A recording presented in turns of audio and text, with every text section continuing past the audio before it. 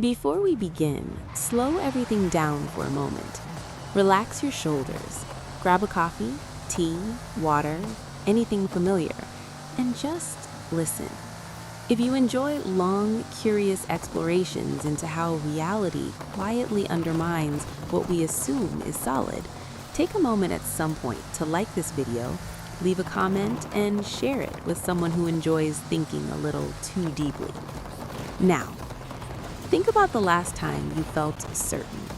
Certain about a belief, certain about a fact, certain about how something works. Certainty feels good. It feels stable, grounded, comforting. But here's the problem. Certainty is not a signal of truth. It's a signal that your brain has stopped updating. Let's start with something strange. Your brain is a prediction machine. It builds internal models of the world and updates them when they fail. This is how learning works. But updating models is costly. It requires effort, attention, discomfort. So the brain looks for shortcuts.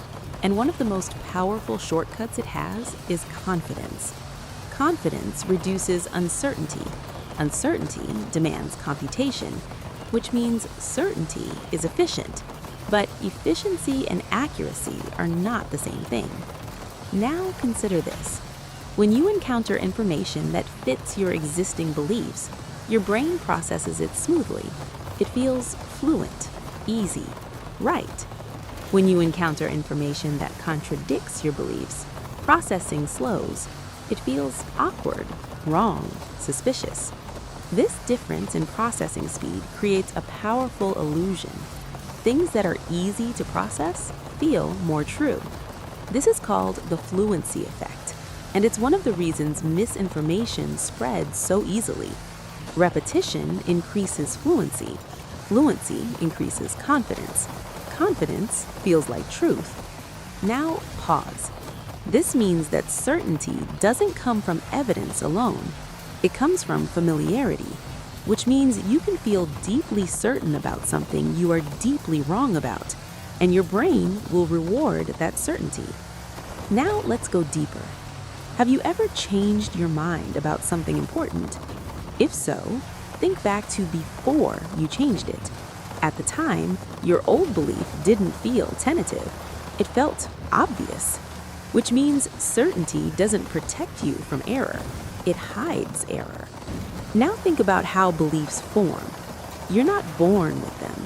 They accumulate from parents, peers, culture, media. Early beliefs arrive before you have the tools to question them. They become default models. And once a belief becomes default, the brain treats it as a starting assumption. New information is evaluated relative to it, not neutrally. This is confirmation bias. But confirmation bias is not a flaw. It's a consequence of predictive processing. Your brain expects continuity. Radical belief change is metabolically expensive, so the brain resists it. Now consider this.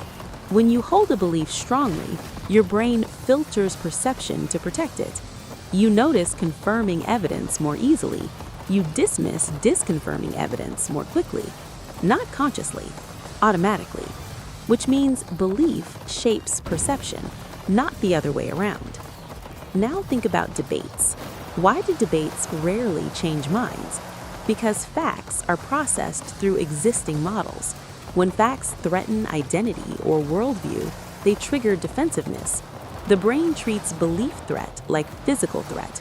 Stress hormones activate. Cognitive flexibility drops. The brain switches from learning mode to defense mode, which means more facts can make beliefs stronger, not weaker. This is called the backfire effect. Now here's the unsettling implication. If beliefs resist change and certainty reinforces belief, then how does knowledge ever improve? The answer is uncomfortable. Knowledge progresses not because individuals update easily, but because systems allow error to accumulate visibly. Science works not because scientists are unbiased, but because methods expose mistakes over time. Replication, peer review, prediction failure. These force updates regardless of comfort, which means truth emerges from friction, not conviction. Now apply this to everyday life. Your personal beliefs are rarely subjected to that level of scrutiny. They survive on coherence, not accuracy, which means many beliefs persist because they fit nicely into your story, not because they're true. Now let's talk about memory again. Beliefs don't just guide perception, they guide recollection. When you remember events, your beliefs influence what you recall and how you interpret it. Two people with different beliefs can remember the same event differently, not because one is lying, because memory reconstructs, which means belief and memory reinforce each other, a closed loop. Now think about identity. Many beliefs are not just ideas, they are identity markers, political beliefs, moral beliefs, cultural beliefs. Questioning them feels like questioning yourself, which is why belief change feels threatening. Your brain is protecting continuity, not truth. Now let's talk about intelligence. Smart people are not immune to this. In fact, higher intelligence can make belief defense stronger. Why? Because intelligence improves rationalization. Smart brains generate better arguments, not better conclusions, which means intelligence can reinforce error if the starting assumption is wrong. Now pause. This doesn't mean skepticism is pointless. It means skepticism must be applied inward, which is much harder. Now let's talk about doubt. Doubt has a bad reputation. It feels weak, unstable, uncomfortable. But doubt is not the opposite of knowledge. It's the engine of it. Doubt keeps models flexible. It allows updating.